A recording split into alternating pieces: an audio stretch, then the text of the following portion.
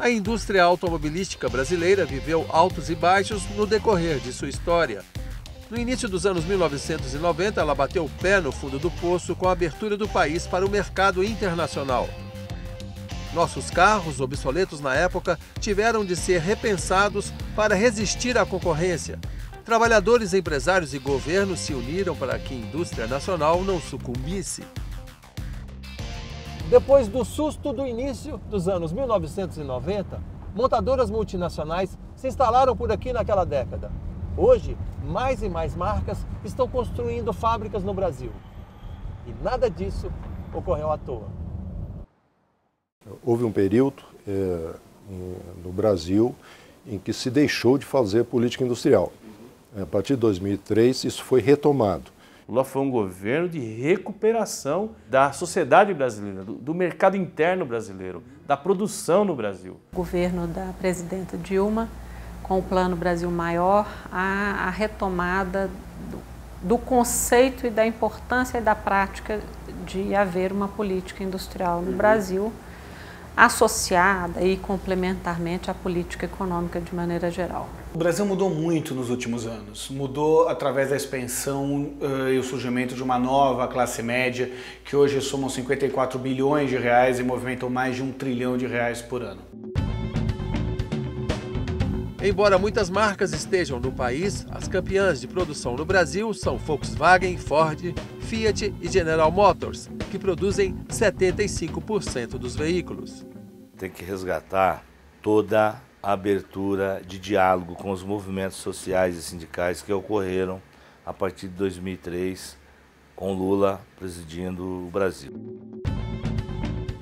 Ao todo, são 26 fabricantes em 53 unidades, com capacidade para produzir 4.300.000 carros por ano. Somos o quinto maior produtor mundial. Em 2002, produzimos 1.630.000 unidades. Em 2013, 3.740.000, um crescimento de 230% em 11 anos. Foi recorde acima de recorde, né? E logo no segundo ano do governo Lula, a fábrica já passou a trabalhar semana cheia. Para nós foi maravilhoso, né? Porque aí nós estávamos trabalhando demais até. À vontade, hora essa, hora que queria, estava vendendo muito carro, né, meu? Trabalho na Ford. Hoje nós somos recorde mundial, né? Em produção de veículos, né? E em qualidade também. Essa marca de vendas que nós atingimos no ano de 2013 representa 40% acima da média dos 10 anos anteriores. O Brasil durante muito tempo ficou na casa de 1 milhão de veículos vendidos. Quando o Brasil inverte isso e começa a crescer a taxas muito acima das taxas mundiais de compra de veículos, de mercado de veículos, o Brasil passa a ser interessante. O Brasil tem a 8ª frota de automóveis do mundo. Em 2010, eram mais de 32 milhões de veículos leves. Embora todas as fábricas estejam no mesmo país, a diferença salarial entre elas varia muito dependendo da região. Por exemplo, um eletricista nível 2 da Ford em São Bernardo do Campo recebe R$ 6.800 por mês. O mesmo profissional da mesma montadora em Camaçari, na Bahia, recebe por mês R$ 3.300. Isso está certo? O salário do estado de São Paulo, ele acaba sendo maior que o estado de Minas Gerais, que o estado de Pernambuco, que o estado onde tem fábricas metalúrgicas. Isso requer a gente pensar uma política nacional, ter um contrato coletivo nacional, para não ter tantas distorções assim. Embora o Brasil seja o 4º maior mercado de veículos leves do mundo, a indústria nacional está com dificuldades para crescer de maneira sustentável.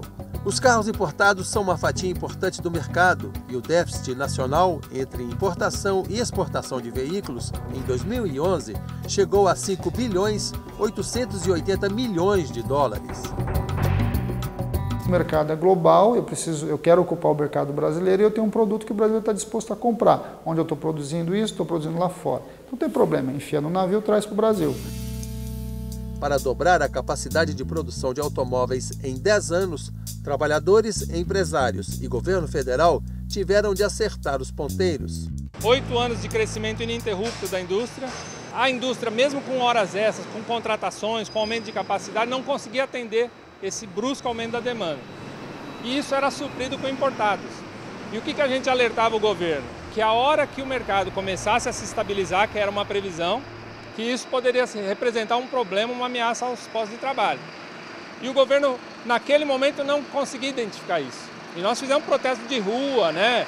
Na Anchieta, fizemos manifestações. Fizemos muitas ações e essa agenda entrou fortemente no governo, aí já era governo Dilma. O Plano Brasil Maior, ele tem um foco muito claro.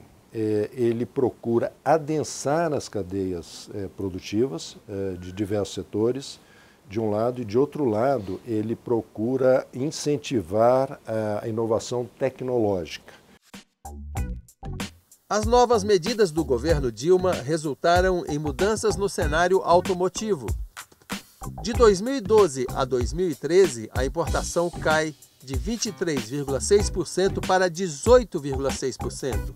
A produção nacional registra no mesmo período um crescimento de 10%.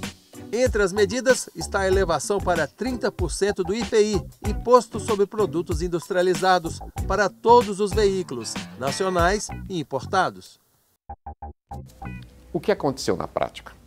Se eu digo que eu subi em 30 pontos percentuais o IPI dos carros e disse o seguinte: no entanto, aqueles que conseguirem fazer estamparia, soldagem, pintura, aqueles que tiverem pelo menos 65% de valor agregado e aqueles que comprovarem o dispêndio de pelo menos 0,5% em pesquisa e desenvolvimento em relação à sua receita operacional bruta, podem faturar sem os 30 pontos adicionais.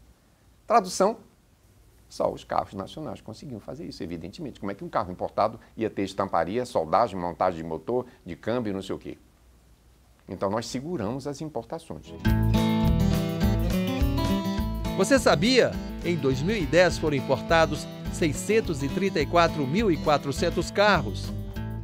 Isso representa que 102 mil vagas de empregos deixaram de ser geradas. Os dados são do Diese. O Fiesta demonstrou que quando a gente tem um objetivo conjunto, trabalha com um objetivo claro junto com os trabalhadores, isso acontece.